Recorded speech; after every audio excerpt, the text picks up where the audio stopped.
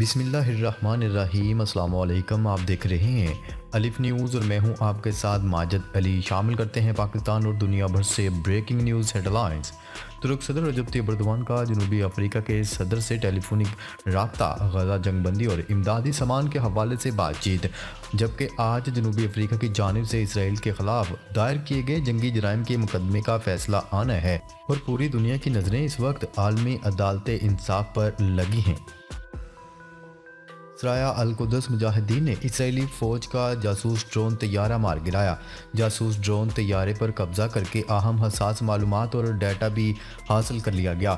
غزہ مجاہدین نے اسرائیلی فوج کے 45 سے زائد ڈرون طیارے تباہ کر چکے ہیں، جبکہ 9 ہیلی کاپٹروں کو بھی نشانہ بنایا گیا۔ اگر اسرائیل غزہ جنگ بند کر دے تو یمنی حوثی بھی حملے روک دیں گے۔ بحیرہ احمر تمام جہازوں کے لیے کھول دیا جائے گا۔ ایرانی وزیر خارجہ حسین امیر کا اہم بیان سامنے آ گیا۔ اسرائیل غزہ میں اپنی فوجی کارروائیوں کو حق دفاع میں نہیں چھپا سکتا۔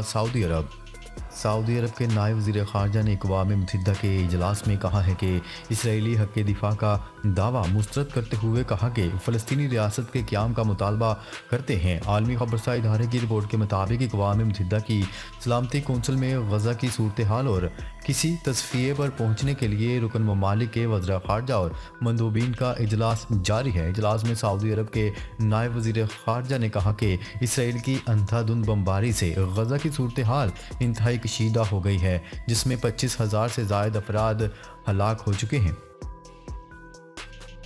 یمنی فوج نے امریکی بحری جنگی جہازوں کو نشانہ بنایا۔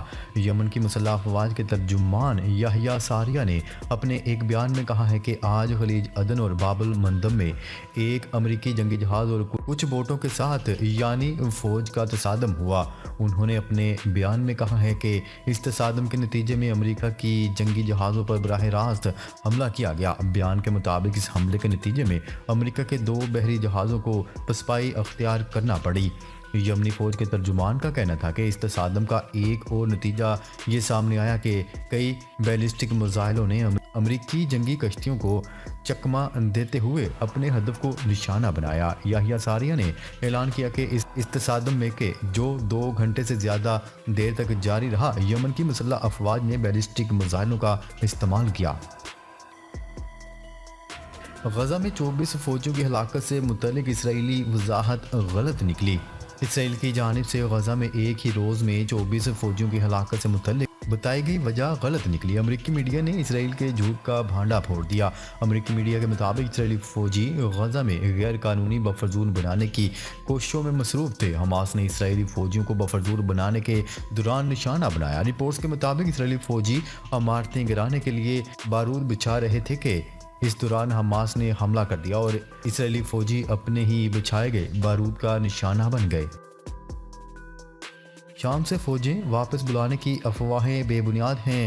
امریکہ وائٹ ہاؤس نے شام سے امریکی افواج کے انخلاء کے اپنے ارادے کے بارے میں افشا ہونے والی خبروں کی تردید کر دی۔ غیر ملکی خبرساں ادارے کی رپورٹ کے مطابق وائٹ ہاؤس کے ایک اعلیٰ عہدیدار نے اپنے ایک بیان میں کہا ہے کہ صدر جو بائیڈن کی انتظامیہ شام سے انخلاء کے بارے میں نہیں سوچ رہی ہیں۔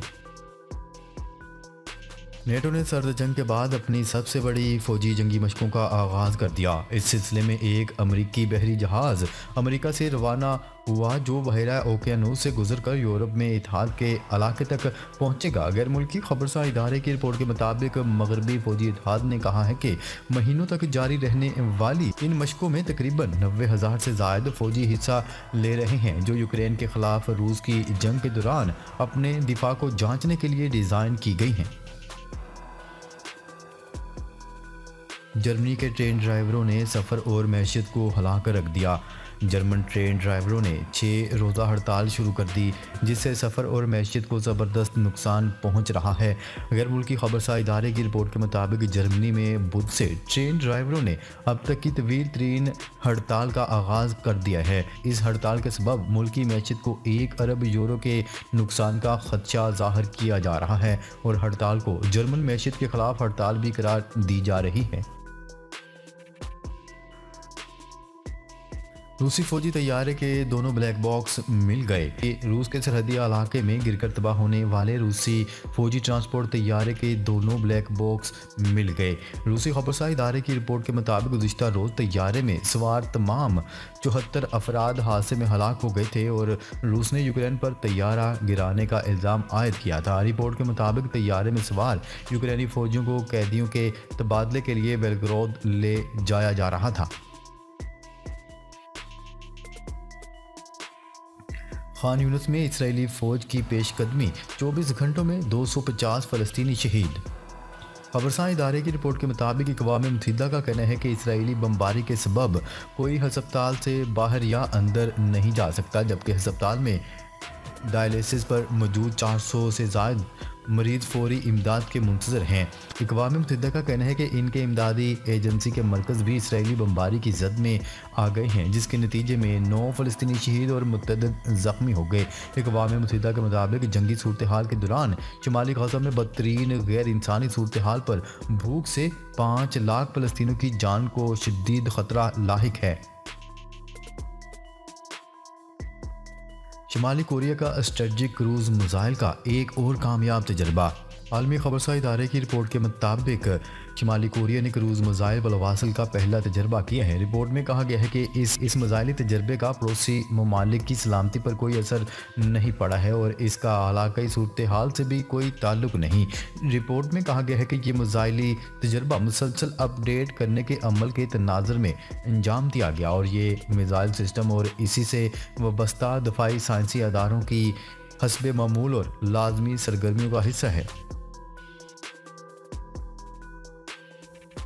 भारतीय यौम जमहूरिया पर दुनिया भर के कश्मीरी यौम स्याह मनाएंगे। कंट्रोल लाइन के दोनों जानिब और दुनिया भर के कश्मीरी आज भारत के यौम जमहूरिया को यौम स्याह के तौर पर मनाएंगे। यौम स्याह मनाने की अपील कुल जमाती हुर्रियत कॉन्फ्रेंस और दीगर हुर्रियत तंजीमों ने की है।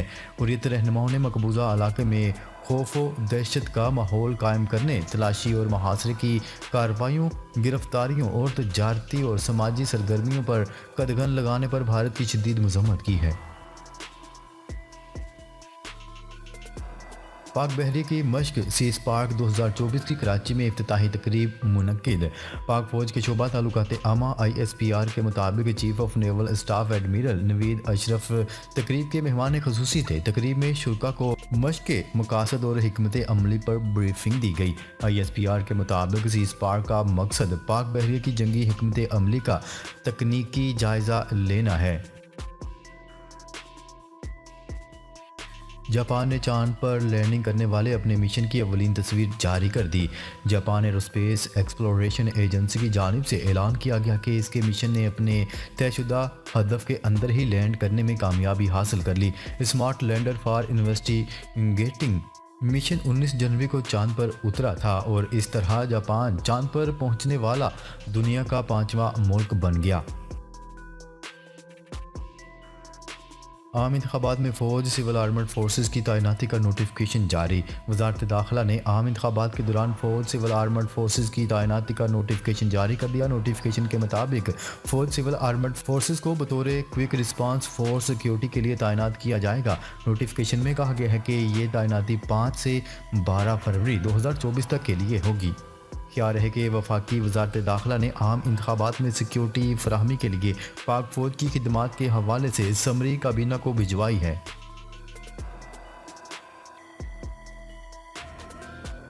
कनाडा में 2 मरतबा कौमी इंतखाबात में भारत की मुदाखलत का इंकशाफ। कनाडा ने अपने वफाकी इंतखाबात में भारत की मुबैना मुदाखलत के हवाले से तफ्तीश का दायरा वसी कर दिया। अब भारतीय हुकूमत से भी इस सिलसिले में पूछगछ की जाएगी। कनाडा ने 2019 और 2021 के वफाकी इंतखाबात में भारत की मुबैना मुदाखलत से मुतल्लिक तफ्तीश की तैयारियां मुकम्मल कर ली। इंक्वायरी कमीशन की अबूरी रिपोर्ट 3 मई को मुतवक्का है। रूस से जंग हुई तो बरतानवी फ़ौज कम पड़ जाएगी। सरबरा बरतानवी फ़ौज ने ख़बरदार कर दिया। बरतानवी फ़ौज के सरबरा जनरल पैट्रिक सैंडर्स ने कहा है कि रूस से जंग हुई तो बरतानिया की रिज़र्व फ़ौज कम पड़ जाएगी। गैर मुल्की खबरसा एजेंसी की रिपोर्ट के मुताबिक سربراہ برطانوی فوج نے اپنی حکومت کو مشورہ دیتے ہوئے کہا ہے کہ برطانیہ کو مستقبل میں زمینی جنگ کے لیے شہریوں کی فوج بنانا چاہیے۔ ان کا مزید کہنا تھا کہ روس جیسے ملکوں سے لڑنے کے لیے شہریوں کی فوج درکار ہوتی ہے، اور اگر روس سے جنگ ہوئی تو برطانیہ کی ریزرو فوج کم پڑ جائے گی۔ سعودی عرب میں پہلا الکوہل سٹور کھولنے کی تیاریاں۔ سعودی عرب میں پہلا الکوہل کھلنے جا رہا ہے۔ دارالحکومت ریاض میں ڈپلومیٹک کوارٹر میں آئندہ کچھ ہفتوں میں یہ سٹور کھول دیا جائے گا۔ رائٹرز کی رپورٹ کے مطابق یہ الکوہل سٹور غیر ملکی سفارتکاروں کے لیے کھولا جا رہا ہے۔ خبرساز ایجنسی کی رپورٹ کے مطابق الکوہل خریدنے کے لیے خریداروں کو پہلے سعودی وزارت خارجہ سے کلیئرنس کوڈ حاصل کرنا ہوگا۔ کینیڈا نے غیر ملکی طلبہ کی آمد پر 2 سال کے لیے پابندی عائد کر دی۔ کینیڈین حکومت کے مطابق رہائش اور صحت عامہ کے نظام پر بڑھتے ہوئے دباؤ کے باعث غیر ملکی طلبہ کی آمد پر پابندی لگائی جا رہی ہے۔ غیر ملکی خبرساز ادارے کی رپورٹ میں بتایا گیا ہے کہ اس پابندی سے تعلیم کے اجازت ناموں اور متعلقہ ویزوں کے اجراء میں کم و بیش 35% کمی واقع ہوگی۔ روس میں فوج کے خلاف بولنے پر جائیداد ضبط کرنے کا قانون پاس کر دیا گیا۔ روس میں فوج کے خلاف بولنے پر جائیداد ضبط کرنے کا قانون پاس ہو گیا۔ روسی پارلیمنٹ نے بھاری اکثریت سے قانون کی منظوری دے دی۔ عالمی خبرساز ادارے کی رپورٹ کے مطابق فوج کے خلاف جان بوجھ کر جھوٹی خبریں پھیلانے اور روس پر پابندی کا مطالبہ کرنے والے قوانین کی زد میں آئیں گے۔ قانون کے مطابق بیرون ملک بیٹھ کر روسی فوج کے خلاف بولنے والوں کی جائیدادیں ضبط ہوں گی۔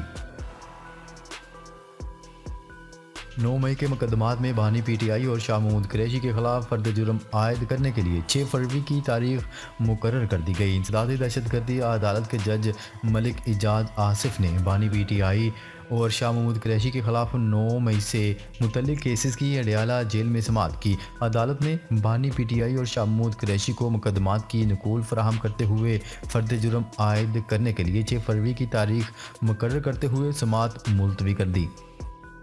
ناظرین، اب تک کے لیے اتنا ہی۔ مزید خبریں لے کر بہت جلد آپ کی خدمت میں حاضر ہوں گے۔ تب تک کے لیے اپنا خیال رکھیے گا۔ اللہ نگہبان۔